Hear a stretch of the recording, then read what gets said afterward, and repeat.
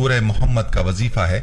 अगर आप इस तरीके पर सूरह मोहम्मद की तिलावत करते हैं जो मैं आपको बताऊंगा, तो आपकी हर परेशानी इंशाअल्लाह खत्म हो जाएगी, हर हाजत पूरी होगी और जो भी दुआ अल्लाह की जात से मांगेंगे वो दुआ पूरी होगी। इस वजीफे को जिस मकसद के लिए करेंगे वो मकसद पूरा होगा। मोहम्मद बहुत ही प्यारी और बहुत ही मुबारक सूरत है। इस सूरत की जो सबसे प्यारी बात है वो ये है कि ये सूरत नाम मोहम्मद सल्लल्लाहु अलैहि वसल्लम के साथ मंसूब है। और याद रहे कि जो भी चीज नाम मोहम्मद के साथ मंसूब की जाती है बाबरकत हो जाती है, और इसी वजह से ये सूरत भी बहुत ही बाबरकत है।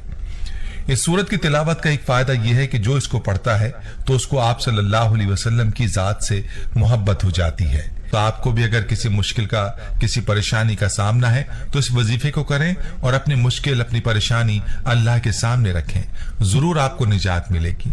वजीफा बहुत ही आसान है। आपने अव्वल व आखिर दुरूद पाक के साथ सूरह मोहम्मद की तिलावत करनी है।